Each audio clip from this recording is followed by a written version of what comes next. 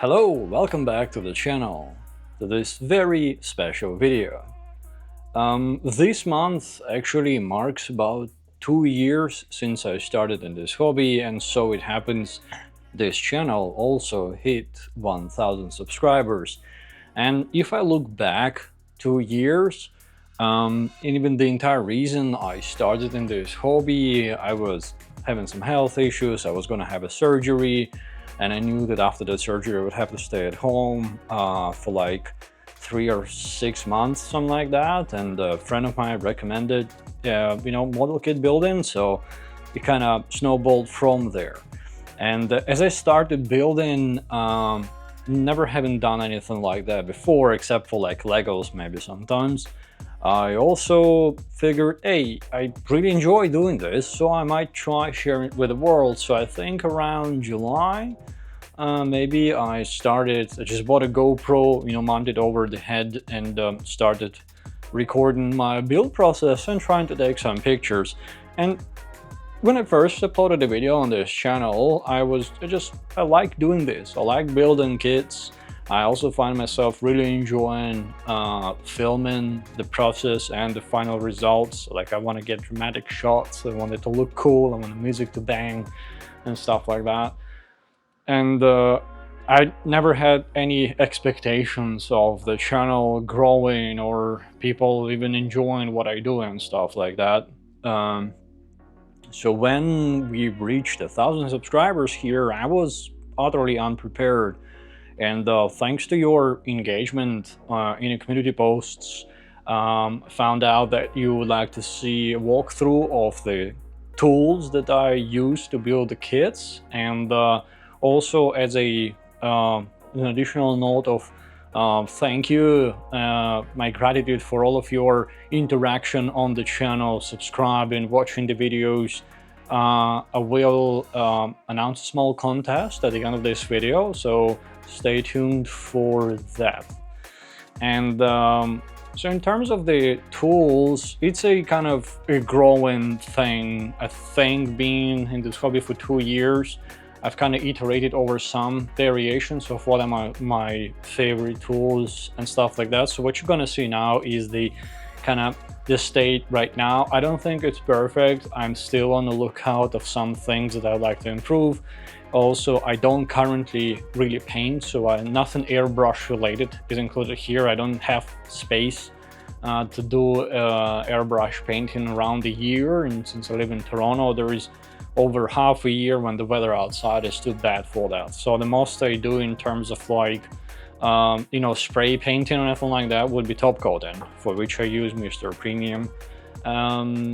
And I obviously do, like panel lining and detailing with markers, but that's not like fully painting. And so I'm thinking about maybe getting into painting with brushes and stuff like that, but even that requires a lot of space to acquire the paints, the painting setup and all that stuff. So anyway, I digress.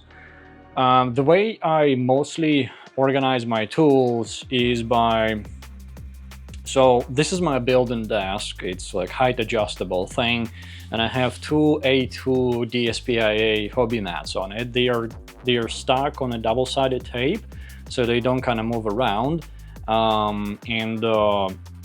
I also use this space for filming, which we might cover, like the entire filming process and the setup for that we might cover in a separate video at some point.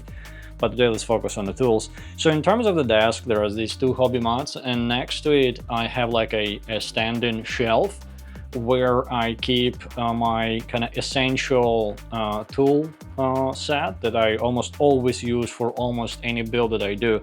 And the way I organize most of my tools is using, for the most part, these containers. They are sold in packs on Amazon. I think they are like packs of 10 or 20, I think 10. They're pretty nice. They're like the perfect size, so they fit the brushes, a bunch of they're quite spacious, but they're not too big. And because, you get them a pack of 10, you can kind of use them to also sort around or categorize your tools. So I have 8 of them that contain my essential toolkit set, and they are stored in a file organizer like on that standing shelf that is off camera. And I also have above that on another shelf, I have this kind of organizer, hobby organizer thing. This is a thing called Bucasso or something like that. It's like a hobby organizer modular thing. It uses plywood. It's not really fancy looking, but it's really neat because, let me move away some of these things. So there are different modules that you can buy. Let me focus on it.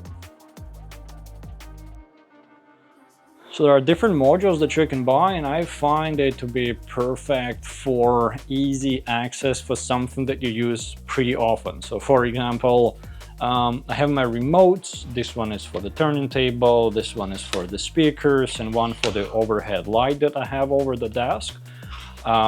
So these are the things that I use quite often.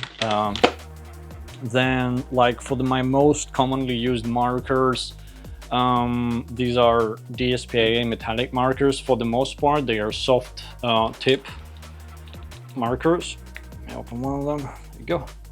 So they are soft tip markers. They're metallic. They have pretty nice color, and I use them quite a lot, like different colors of them for detailing of my kits. Then you have like some random stuff like the Real Touch marker that's really good for shading on the cheap and quick and easy.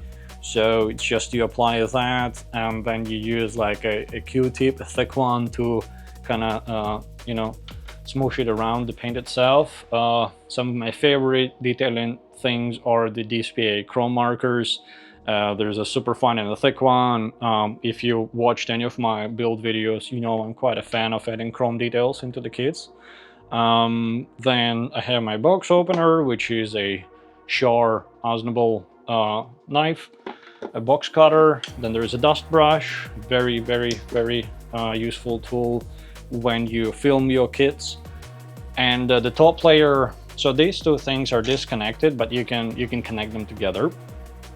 And the top layer holds a lot of my kind of detailing and stuff like that. So the gun primer is one of my favorite brands, along with DSPAA and God Hand, well, Mr. Hobby, I guess, GSI crayons. Anyway, so they recently came out with their solvent thinner, this, and it's a really nice thinner.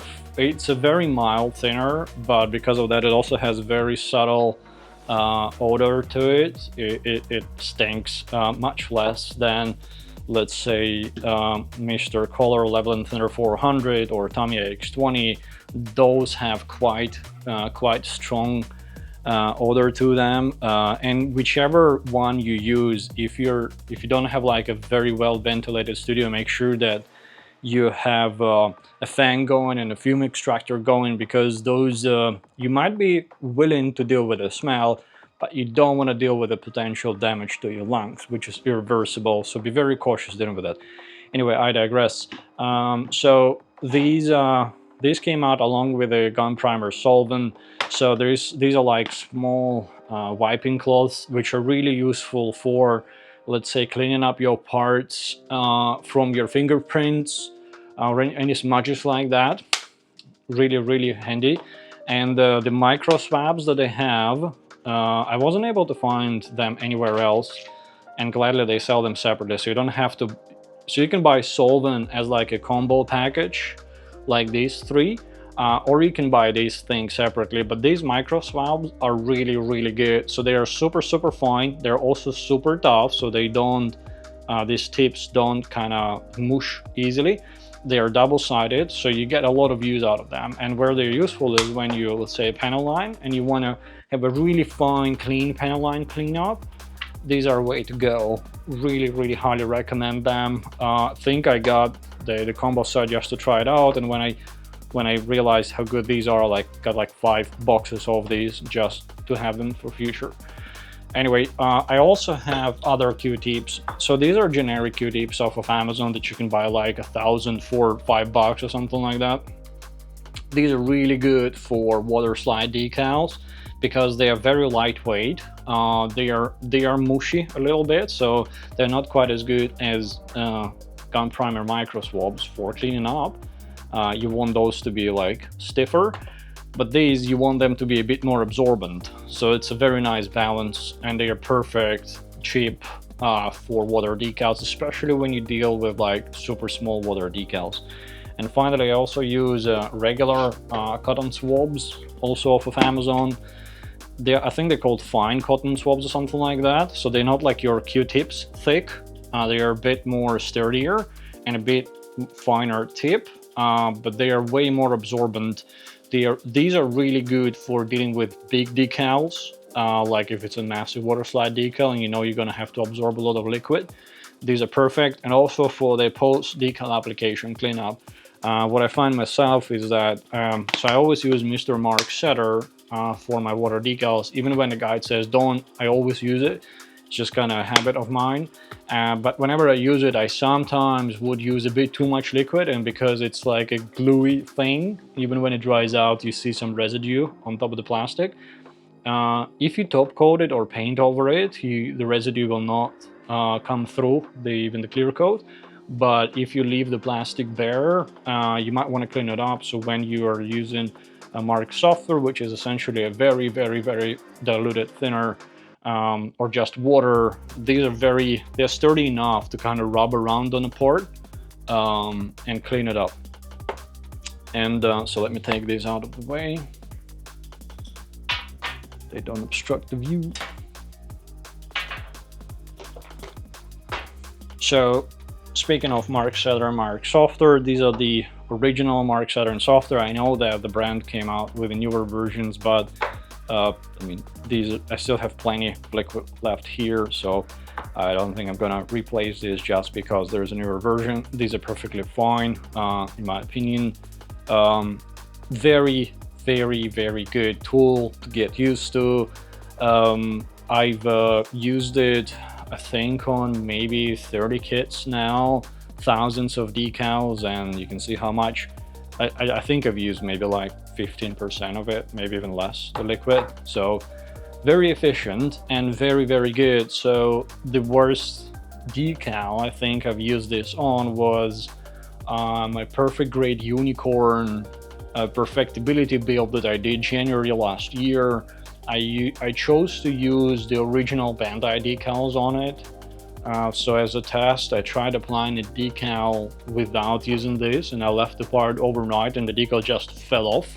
So I followed the instructions. So I had a little tub of warm water. I dipped the decal in it for as long as the manual required, and I applied it to the part and I left it to dry. And the next day when I just touched it with a toothpick, it's just slid off. So I think that kit has over 5,000 decals. It's a lot of small ones. None of them have peeled. That kit, I have displayed it over an open shelf, so it's not behind a glass. It's exposed to home elements, I guess, frequent dusting as well, and none of them show any signs of, like slipping away, anything like that. So awesome tools. Then, as I guess usual, panel liners, of course, Tamiya enamel panel liners, fantastic tool.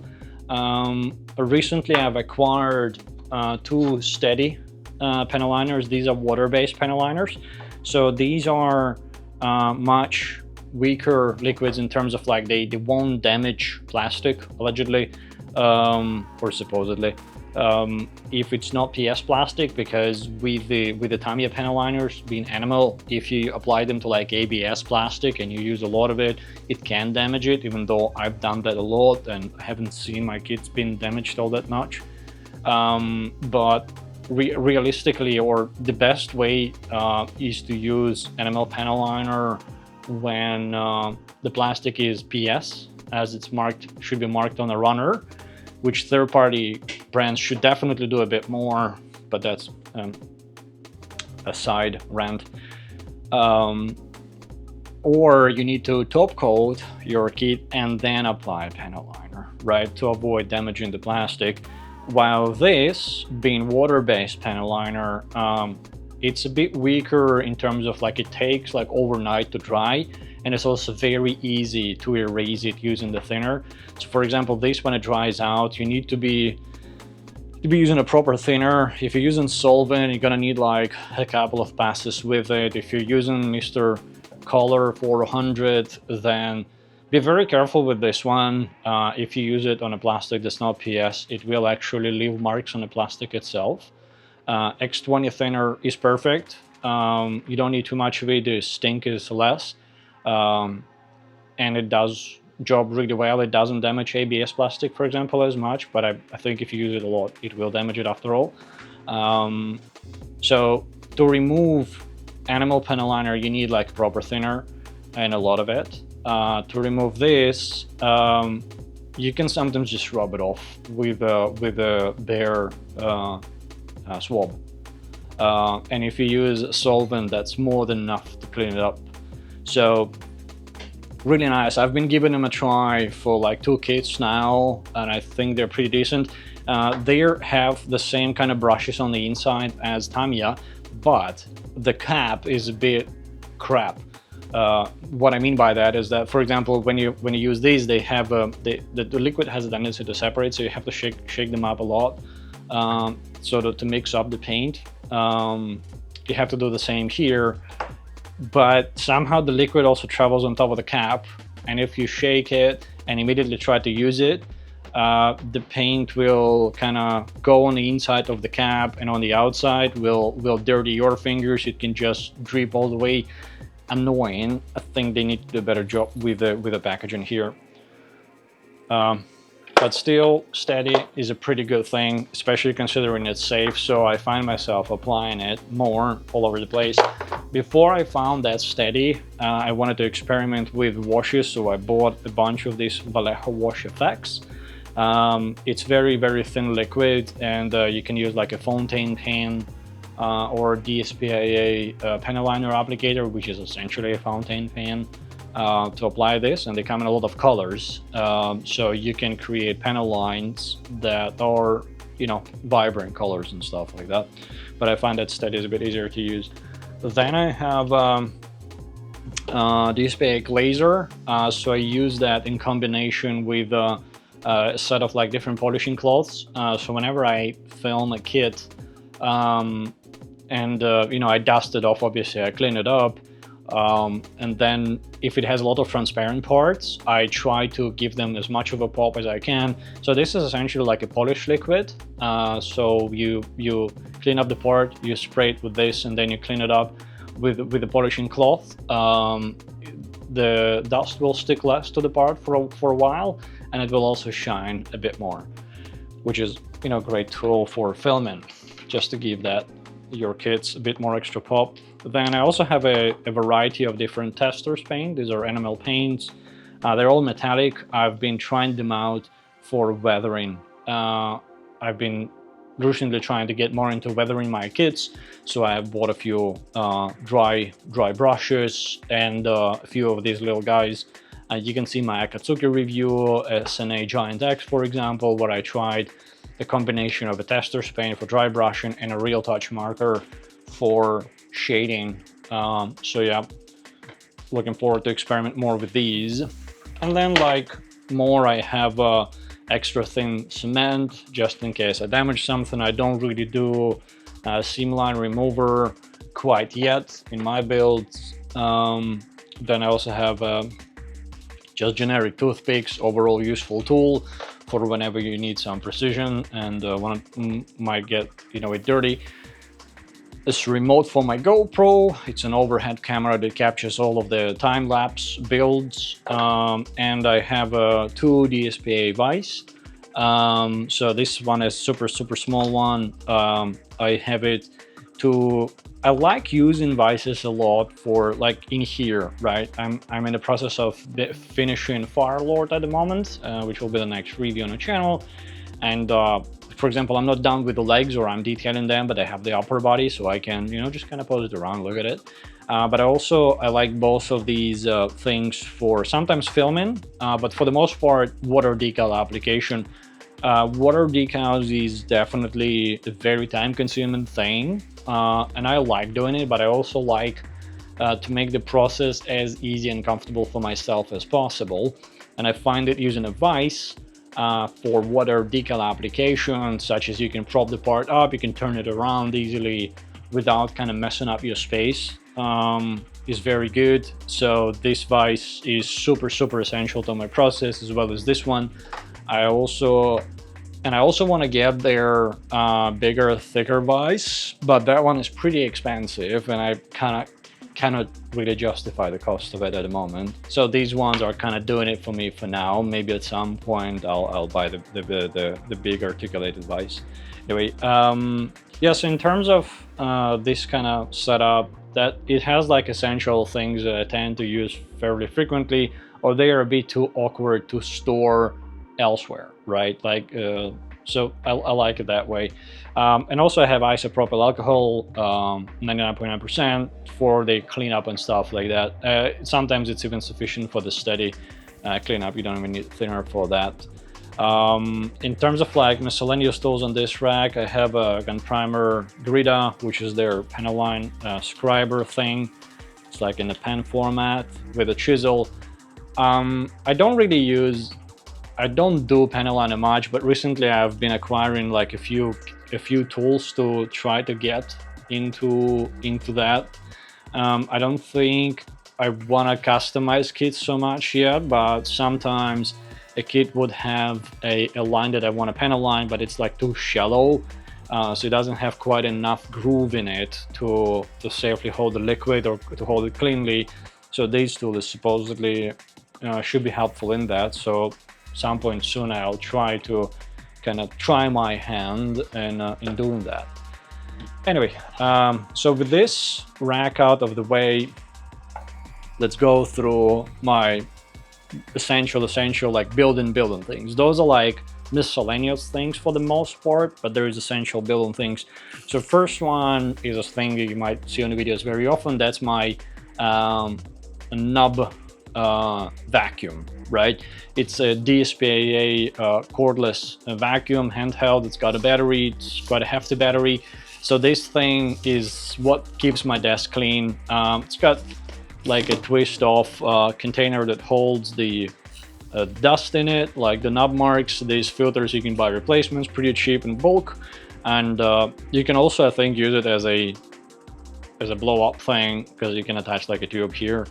But when I need air to clear up stuff, I have a separate kind of air compressor thing, just a generic thing off of Amazon, right? So if I need to like clean up the space or just aggressively dust something off and I don't want to do it with a brush, this is the go-to thing. This is always at the side of my desk when I'm building something. Really useful to keep your desk clean, especially when you do the initial snap of the runners. There's a lot of like plastic parts. Just a generic book stand that you would have like school, whatever, to hold the manuals. Also very useful. And then, so the most essential tools that I use for building are essentially in one container here. So let's go through them. This is a nice little organizer rubber pad that I got off of Amazon that kind of helps you organize your tools so they don't slide around the desk. A little mallet, a thing that I grew to appreciate, especially with third-party kits.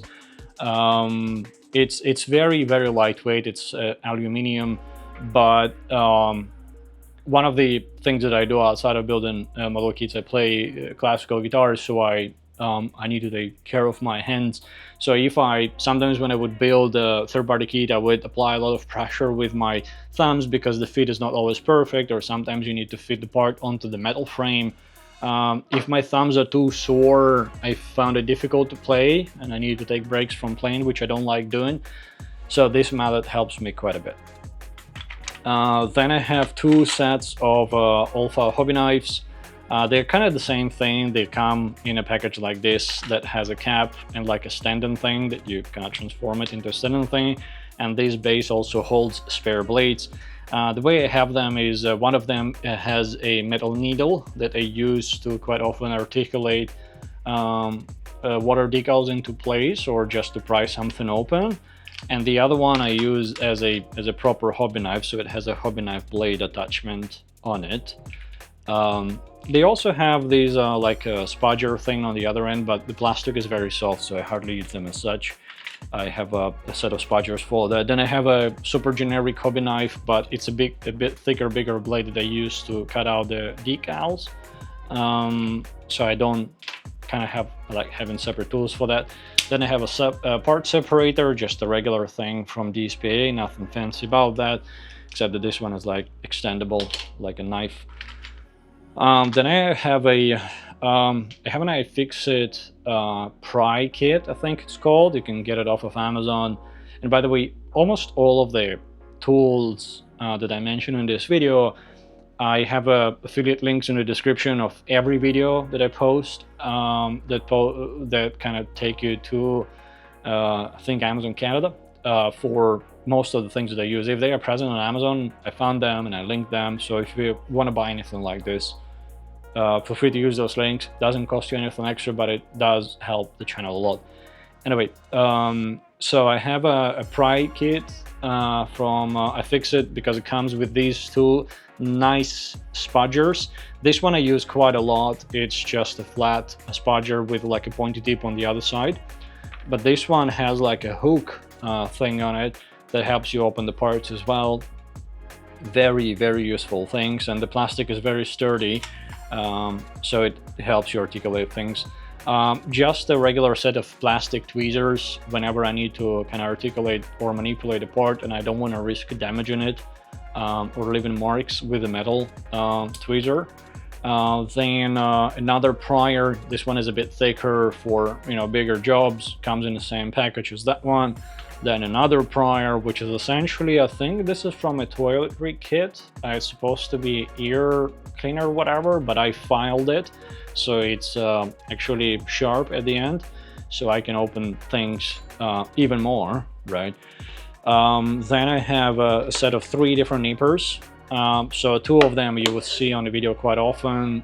So these are basic Tamiya nippers, like double-bladed nippers. I find these to be very, very useful for the initial off the runner snip. So I try to snip off the runner rather quick, and I don't really care about snipping close to the part, so this cuts through thicker plastic very easily. But then of course my most used tool is God Hand SPN 120. I think the go-to quintessential nipper, single-bladed, and a very, very good thing for final snip. So the way I usually do it is that off the runner snip, God Hand snip, and then I clean up with the hobby knife, so to make the area as clean as level as possible. And I also have a set of PN 120 nippers. These are thicker, effectively version of the SPN. I use these for clear parts, transparent kits and stuff like that. Those usually tend to have thicker gates, and the plastic is more, it's like stronger plastic. It doesn't cut off as easily as the most plastic, where I feel safe using these. So if I know that I need a cleaner cut, and I don't want to risk my SPNs, I use PNs. And I think they are designed as such. Even in packaging, they say that these go into only up to still relatively thin plastic cuts that you can make. These can do much thicker cuts.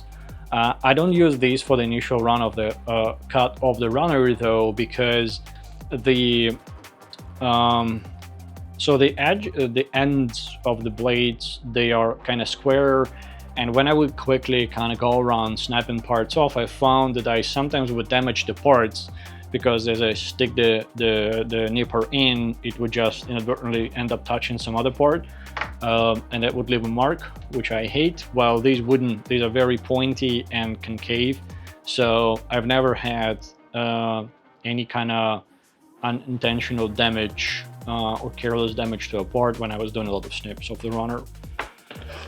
Then I have a little pouch from an iFixit toolkit that holds my most used and precious tweezers, I guess. So I have 2 God Hand tweezers, one with a flat tip, one with a super fine tip, that I use. These are most often used to manipulate parts, very rarely for the decals.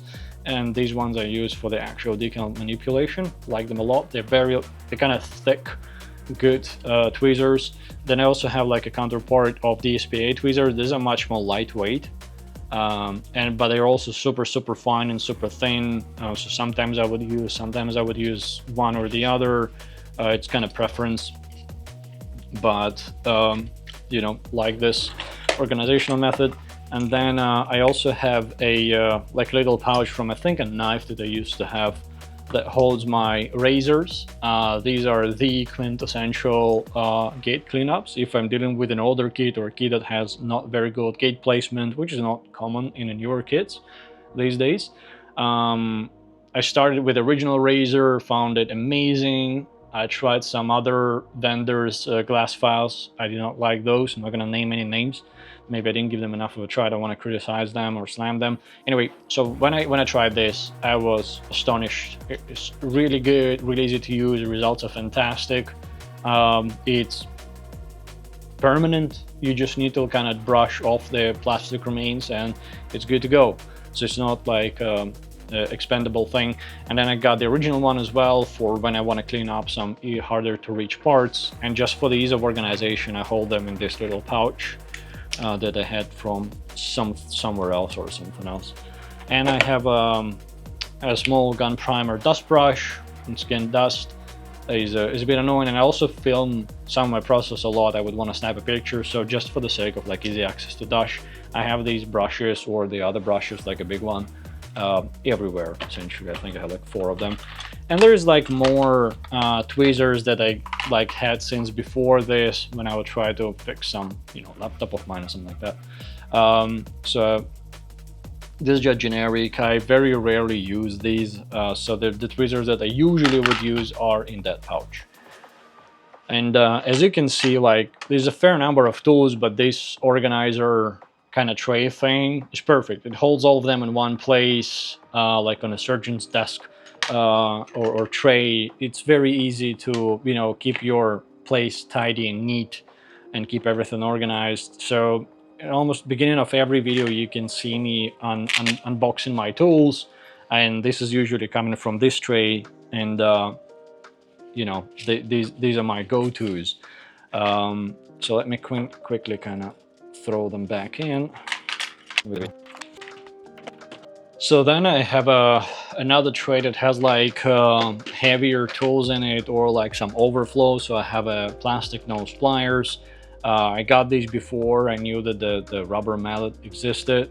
So this is very also handy. Sometimes the part, you know, like a joint construction, for example, as of late, POM plastic has been quite popular. So if you have POM on POM joint construction, so hammering those like POM and POM small joint construction, it will be super tight. Hammering them would be a problem as well. So this is when these guys come into play. You can apply a lot of pressure without damaging the part significantly. It might leave a mark because of the amount of pressure you're gonna have to apply, but these are very useful. Once again, they save my thumbs. There is some overflow from the prime kit, like the picks. These are I think these were my original nippers. So when I started in the hobby, I just bought like a generic toolkit for model building from Amazon for like 10 or 20 bucks. I didn't like that one at all. These were not very good for cutting the plastic cleanly. But what they are good for is that, so I took what was it? I think I took like a metal bar for the joint strengthening and something like that, and I tried to cut it and it kind of damaged the blade. But what ended up happening is that now this, like this tiny hole in the blade, makes it perfect for wire stripping. Like if it's a really thin wire that I want to strip, these are super easy to use. You cannot really mess it up. Then there's like some more generic stuff. I have a set of assorted files here. Some of them are Tamiya, some of them are from somewhere else. But when I'm drilling something, or there's like a hole that I need to clean up, one of these would usually do that job. Then there is a saw that sometimes, not very often, I would use to, where's the blades for it?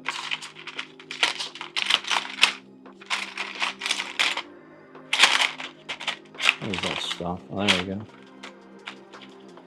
So I have a Tamiya saw that I would use to kind of cut something in half and stuff like that. You know, it does it fairly cleanly. And just general parts like all over the place. Some fine pliers for when I need to manipulate something really like fine in place. And spare plastic tweezers. There's nothing, it's like an overflow for the tools that I sort of frequently use, or I need spares and I don't want them too far away from me. But these are not like used every day most of the time. So this other container holds gun primer runner clips. It's one of the recently acquired tools. These are like really useful for those odd runners that don't fit into the runner dock that you see me always or quite frequently use in the videos. They will be like somewhere on the left. They're like horizontal runner holders. I have 3 of those, but sometimes I found myself, especially dealing with the third-party kits, they would have oddly sized runners that I need to find a way to kind of place them somewhere while I'm building the kit, and these things are really useful.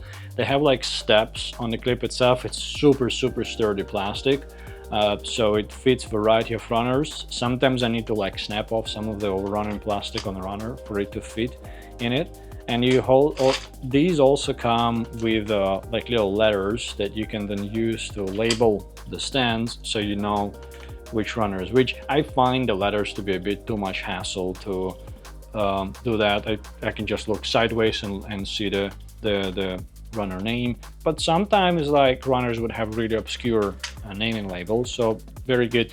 And so this comes as a base set, and as extensions I think I have a base set and 1 extension pack. So there's like a dozen, maybe a dozen and a half of these things. Very useful tool, like it a lot. Then I have another kind of miscellaneous container, but this one mostly holds the likes of, so you would have brushes here. I would have my dry brushes here, scissors obviously. There would be, I tried using popular like half a year ago, something like that, these things like that. So this would be an imitation of a Q-tip, but like a silicone foam thing that you are supposed to use for cleanup.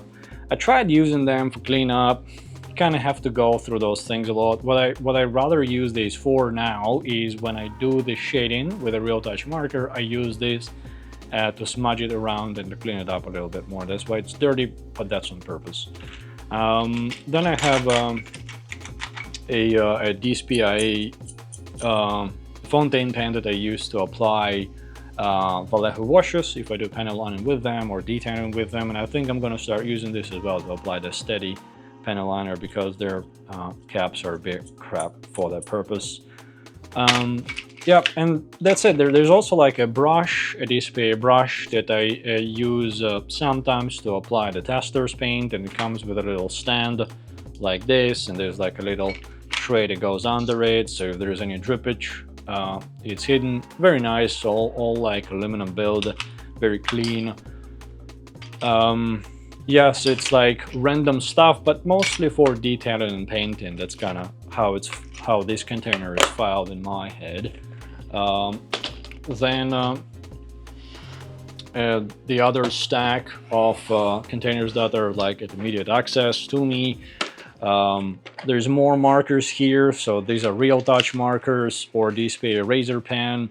So if you're using like their soft tip metallic markers, they're not very easy to clean up except for using their eraser pens, which are usually I would kind of drain some of the pen into a little metal plate, and I would drain it onto a Q-tip, and then I would use a Q-tip to clean up, so there's not too much liquid coming out. There is some spare markers as well here. So, you know, if I need to shade something, I have easy access to those, or if one of my markers dries out, I have a spare one immediately next to me.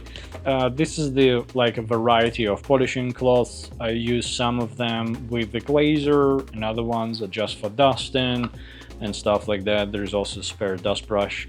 So usually this is what I use to prep, like a final prep touch up for the video or shooting and stuff like that when the kit is ready. This is just an assortment of different metal bowls for a wash, for example, or for a brush when I'm using testers for dry brushing and stuff like that. There's also a collection of small metal bowls which I use, so I throw them inside testers or inside panel liners, so it kind of when the paint separates from the liquid, these make it easier to mix it up quicker again. And last but not least, we have a collection of sand sticks here.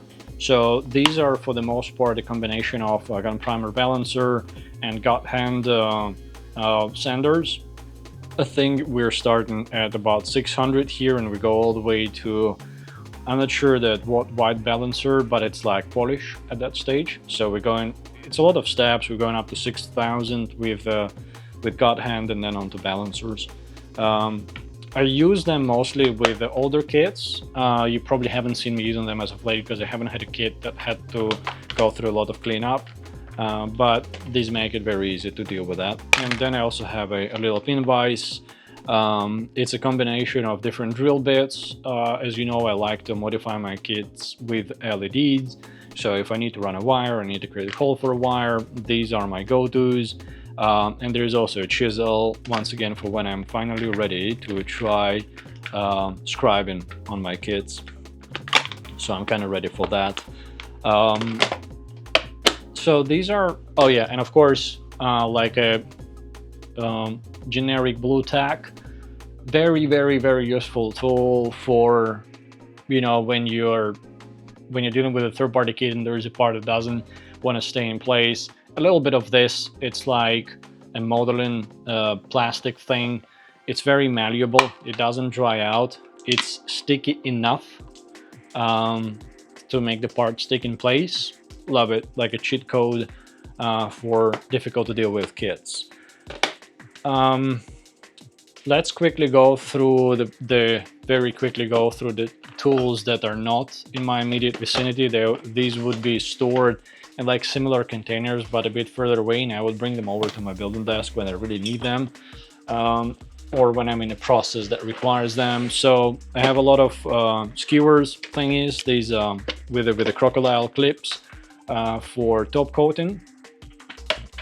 In terms of like how do I articulate them, I tried using this Mr. Hobby stands. The problem with them is these kind of holes that they have are very, very, they're very wide.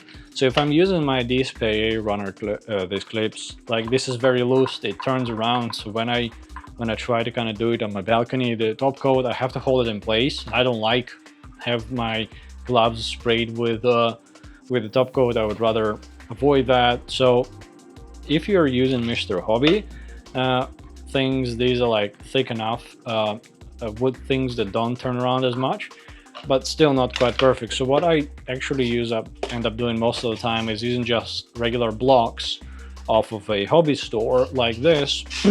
And these, they kind of get damaged quite quickly, but they also cost nothing.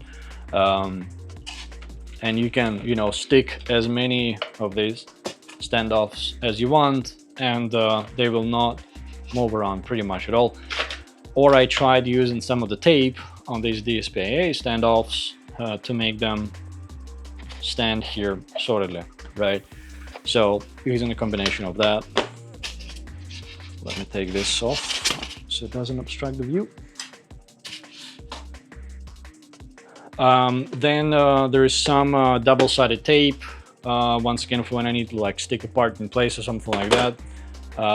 Spare DSPA markers, never even unboxed. Sometimes when I see them on sale on a local store or an AliExpress, I would just buy a few and have them there. Then there is a spare fine tips, ones that I use for decals, some Mr. Hobby ones that I wanted to try out before I found those gun primer, which are now definitely my favorites. Then there's a little bit of masking tape of different sizes and colors, which I use for top coating. If I'm top coat, I usually try to top coat parts individually, so whatever I top coat, I don't need to hide anything because the entire part gets top coated, but sometimes, you need to do that. Plus, it's just a very useful tool for when you need to affix something in place on a desk without risking it leaving, residue marks behind. And then we also have assortment of different glues. Once again, when you modify a kit or when you deal with a kit that's a bit flimsy, a super glue, a water-based glue, a hobby glue, just combination of glues. Not very often used, but still sometimes. This is my little joint fixing container. So these are metal pliers. So these cut through a metal tube of like up to 5 millimeters thick, I think. And this is a combination of different rods that I use to fix joints if I happen to break a peg off. For example, on my Hemoxion Thor build, I broke an ankle peg because I was trying to pose the kit around, it kind of snapped off. So you use a pin vise to drill through the hole, then you use glue to attach it in place, and you stick a rod through it, and then it creates a load-bearing point that's very difficult to break. Then I have a couple of containers that store my LED parts for modification. So first one has, so this one has a bunch of LEDs, the red ones. So these are Pico LEDs. They're really small. You can buy them in bulk on Amazon. They come with a variety of resistors, so you have to pick the right one based on the power that you're using. These are green. Then I have a lot of quick connectors.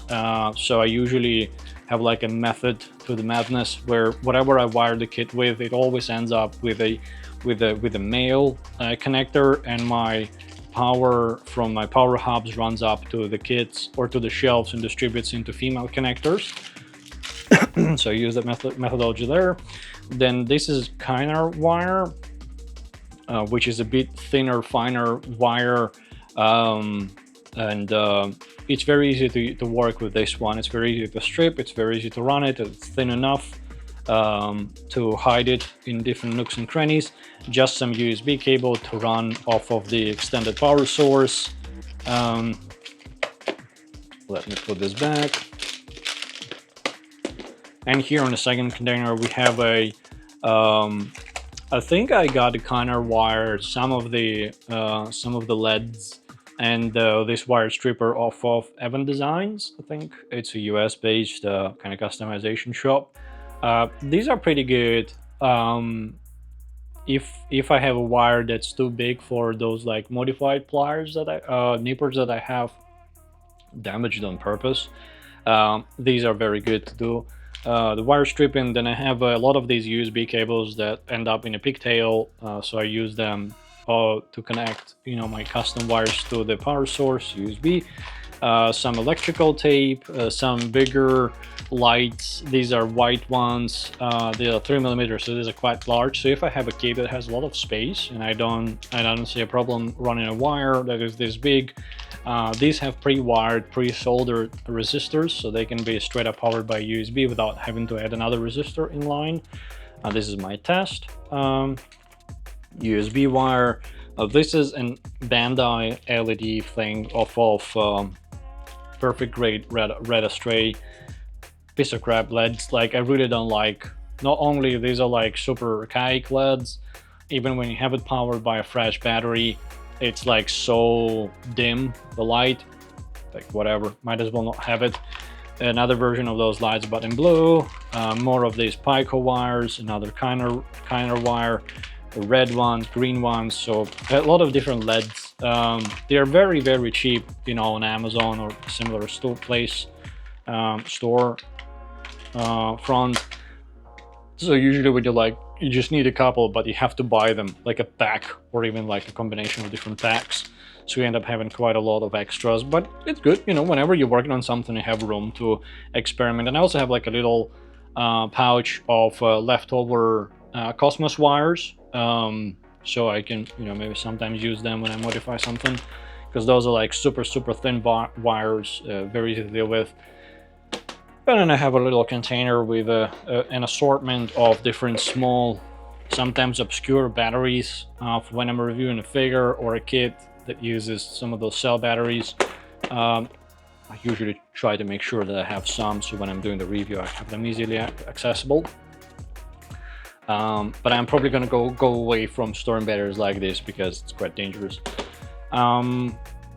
Some final remarks would be, so I have you might have seen me using a Decal moisturizing box.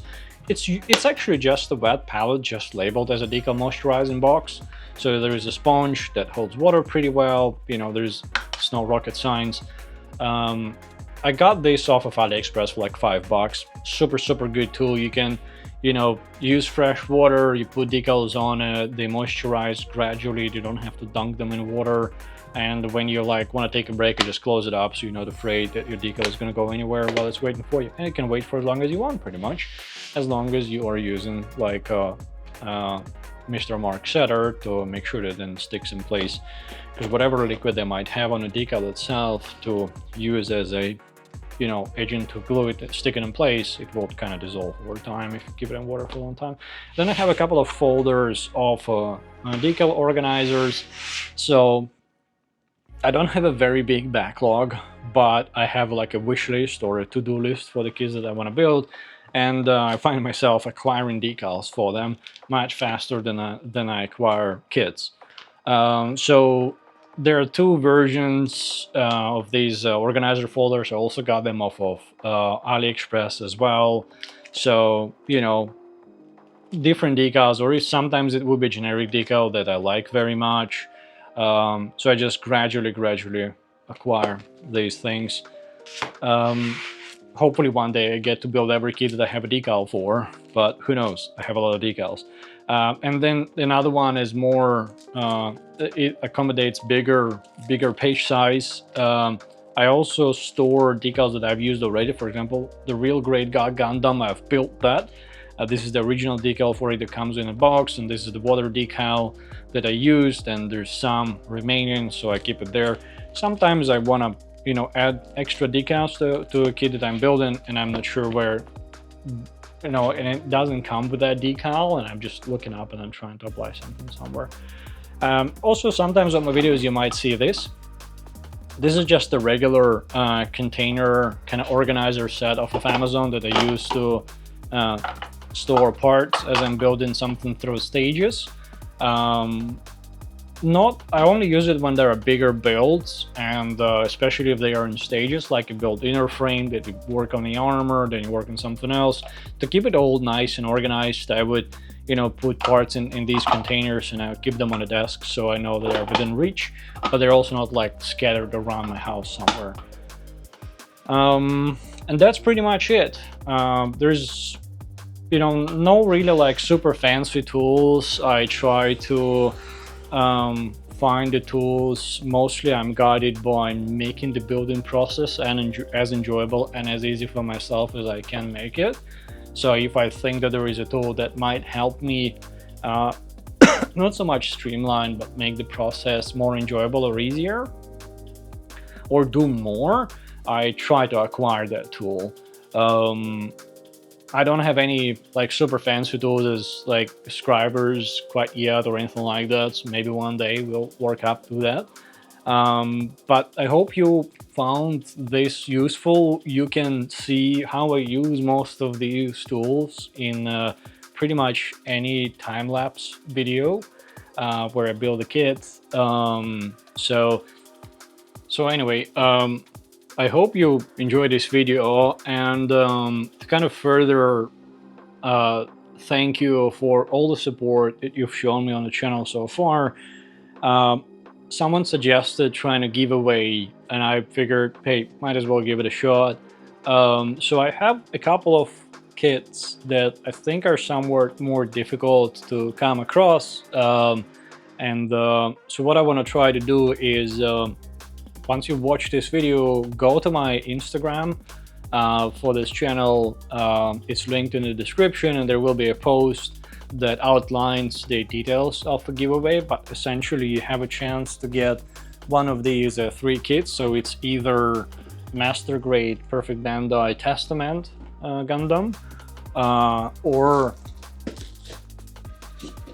this Wing Zero Verka Gundam Base Limited Edition Transparent kit, or the Fission Craftsman Soul third-party kit. So, and as a bonus, and if you're interested, I know that I slammed it, but I saw some people doing really good job with it. Those who paint the railgun.